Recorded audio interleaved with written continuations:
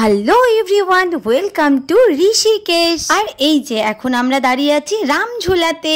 আর এই রামঝুলা, লক্ষ্মণ ঝুলা এসবের নাম তো আমরা প্রচুর শুনেছি, বাট জায়গাগুলো কোথায় অবস্থিত সেই সম্পর্কেও কোনো আইডিয়া আমার এর আগে ছিল না। বাট মা, বাবা, মাসি সবাই এই জায়গাগুলো মোটামুটি দর্শন করে গিয়েছে, তাই তাদের কাছে শুনে শুনেই আমাদের ঋষিকেশ আর হরিদ্বারের যাত্রা শুরু করা। আর তোমরা যারা আমাদের এর আগের ভিডিওটা মানে হরিদ্বারের ভিডিওটা দেখেছো তারা হয়তো জানোই যে আমরা দিল্লি থেকে হরিদ্বার আর হরিদ্বার থেকে ঋষিকেশ নন স্টপ জার্নি করছি। তাই এখানে এসে প্রথমে রুম নিয়ে নিলাম, আর রুমে গিয়ে একটু ফ্রেশ হয়ে তারপর আবার বেরিয়ে পড়লাম আমরা নীলকণ্ঠ মন্দিরে যাওয়ার উদ্দেশ্যে। আর জাস্ট রামঝুলা পার করার পরেই আমরা গাড়িও পেয়ে গেলাম এখানে। তো গাড়ি বুকিং করে আমরা চললাম এখন নীলকণ্ঠ মন্দিরে। আর এখানে গাড়ি বুকিং বলতে এখান থেকে যেই গাড়িতে আমাদেরকে যেতে হবে সেই গাড়িতে করে রিটার্ন আসতে হবে। তো পাহাড়ের সৌন্দর্য দেখতে দেখতে আমরা চলেই এলাম নীলকণ্ঠ মন্দিরের সামনে।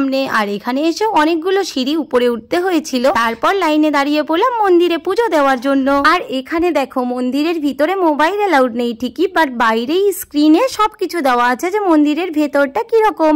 তাই আমি এখানে একটু তোমাদের সাথে স্ক্রিনটা শেয়ার করে নিলাম। আর তারপর মন্দিরের ভেতরে প্রবেশ করে সবাই ভালোভাবে পুজো দিয়ে নিলাম। অবশ্য মন্দিরের ভিতরে মোবাইল অ্যালাউড না করাটাই ভালো, কারণ মন্দিরের ভেতরেও যদি মোবাইল নিয়ে ঢোকে সবাই তাহলে পুজো দেওয়ার থেকে অনেকের সেলফি তোলার দিকেই মন বেশি থাকে। তবে এটা কিন্তু আমার একদম পার্সোনাল মতামত, তাই এটাকে আবার কেউ খারাপ ভাবে নিও না। তো বাইরেটা একটু ভালো করে ঘোরাঘুরি করে এখন আমরা চললাম আমাদের গাড়ির উদ্দেশ্যে, কারণ গাড়িটা অনেকটাই দূরে রাখা ছিল।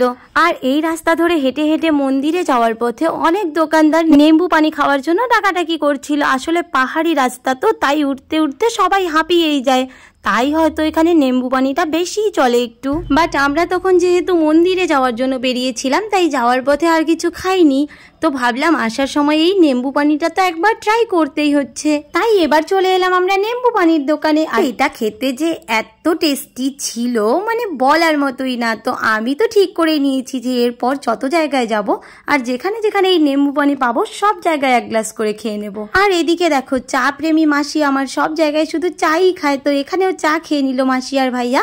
তারপর আবার আমরা উঠে পড়লাম সেই গাড়িতেই। কাজ জানে বলে I am going Neelkanth Rishikesh. अब ऋषिकेश जाना है। नीलकंठ ऋषिकेश रामझूला। उसके बाद कहाँ जाएंगे? उसके बाद তো তারপর আবার পাহাড়ি সৌন্দর্য দেখতে দেখতে আমরা চললাম ঋষিকেশের উদ্দেশ্যে।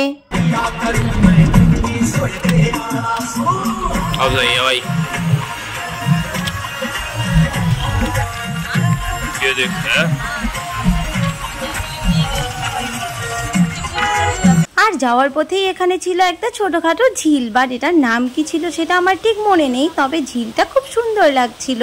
তাই আমাদেরকে গাড়ি থেকে বললো যে সবাই যাও ঝিলটা একটু ঘুরে এসো। মানে ঘুরে আসা বলতে ওই আর কি একটু ফটো তুলতে যাওয়া, কারণ শুধু আমরা যে একা তা নয়, ওখানে যারা গিয়েছিল তাদের মধ্যে এমন কাউকেও দেখলাম না যারা বসে বসে ঝর্ণার জলটাকে উপভোগ করছে। আমাদের মতোই সব পাবলিক শুধু ফটো তুলতে আর ভিডিও করতেই ব্যস্ত, কারণ ভিউটাও তো দেখতে হবে কতটা সুন্দর। আমরা এতক্ষণ থেকে বলছিলাম যে আমরা নীলকণ্ঠে এসেও ঝিলটা দেখতে পারলাম না, তো ফাইনালি আমাদেরকে ঝিলে নিয়ে এসেছে। অর্ধেকটা রাস্তা সে ঝিলে নামিয়ে দিয়েছে। হ্যাঁ, অর্ধেক রাস্তা আসার পর ঝিলে নামিয়ে দিয়েছে, তাই আমরা প্রথমেই চলে গেছি ঝিলটা দেখতে। ভালো লাগলো। এখন আবার হচ্ছে গাড়িতে উঠে ঋষিকেশ। আর ঘুরতে ঘুরতে এত টায়ার্ড হয়ে গেছি যে গাড়িতে উঠে এক ঘুম দিয়েই পৌঁছে গেলাম ঋষিকেশে। আর নেমেই গঙ্গার ধারে দিয়ে কিছুটা রাস্তা যাওয়ার পর দেখলাম ফুচকার দোকান বসে পড়েছে। আর যারা আমাদের বৃন্দাবনের ভিডিওগুলো দেখেছো তারা হয়তো জানোই যে আমরা কি পরিমাণে ফুচকা খেয়ে বেড়াই। বৃন্দাবনেও যত মন্দিরের সামনে ফুচকার দোকান পেয়েছি সব মন্দিরের সামনে ফুচকা খেয়ে বেরিয়েছি, আর নিরামিষ ফুচকার স্বাদটা তো আরো আলাদাই লেভেলের। তাই এখানে এসেও সবাই প্রচুর ফুচকা খেয়ে নিলাম। আর তারপর আমরা বসে পড়লাম সন্ধে হওয়ার অপেক্ষায়, কারণ এই গঙ্গার ধারে সন্ধ্যা আরতির সময় প্রচুর দর্শনার্থী হয়ে যায় আর খুব সুন্দরভাবে আরতিটাও হয়। এই যে দেখো সন্ধ্যা আরতির জন্য অলরেডি লোকজন এখানে আসা শুরু করে দিয়েছে, আর চারিদিকটাও আলোয় আলোয় আলোকিত হয়ে উঠেছে। সন্ধ্যা আরতি শুরু হয়ে গেছে, আর এটা সামনে থেকে জাস্ট দেখার মতো। আমরা উপরে যাবো, সন্ধ্যা আরতিটা শুরু হচ্ছে আর চারিদিকে সব তো তারপর এই যে সন্ধ্যা আরতি হয়ে গেল, আমি ভাবলাম সন্ধ্যা আরতির ভিডিওগুলো তোমাদের সাথে শেয়ার করব, বাট আরতির সময় নিজেদের মোবাইল বের করা মানা ছিল এখানে। বাট ওখানকার যে বড় বড় পঞ্চ প্রদীপগুলো হয় সেগুলো নিয়ে তুমি আরতি করতেই পারো, আর সেই প্রদীপগুলো নিয়ে আরতি করলে ওরা নিজেরাই ভিডিওও করে দেবে, কিন্তু সেগুলোর জন্য এক্সট্রা টাকা দিতে হবে। বাট যাদের ভিডিও করার ইচ্ছে ছিল তারা অনেকেই টাকা দিয়ে সেই প্রদীপগুলো নিয়ে ভিডিও বানাচ্ছিল, বাট আমরা সেটা করিনি। তার চেয়ে বরং আমাদের মনে হয়েছিল যে আমরা প্রদীপ নিয়ে নিজেরাই গঙ্গায় দীপদান করব, আর তার জন্য একটা ফাঁকা জায়গা দেখে চলে এসেছিলাম প্রদীপ নিয়ে। তো আমাদের এখানে সন্ধ্যাবেলা কাটানো কমপ্লিট, আর অলরেডি রাত প্রায় 8:30 বেজে গিয়েছিল এখানে। তাই এবার গঙ্গাঘাট থেকে ফেরার পালা। কিন্তু এখানে এত সুন্দর হাওয়া দিচ্ছিল আর এত ভালো পরিবেশটা যে এখান থেকে যেতেই ইচ্ছে করছিল না। আর এদিকে দেখো, এমনিতেই তো ভিডিও ক্যামেরা অন করলে আমার মুখ দিয়ে আর কথাই বেরোয় না, তারপরেও আমি কিছুটা ভয়েস দিচ্ছিলাম। কিন্তু পরে এডিট করার সময় দেখি যে গঙ্গাঘাটের সন্ধ্যাবেলা যে গানগুলো চলছিল ওখানে সেগুলো চলে এসেছে, তাই সেই ভয়েসগুলো আর তোমাদেরকে শোনানো হলো না। তো তারপর আমরা এই যে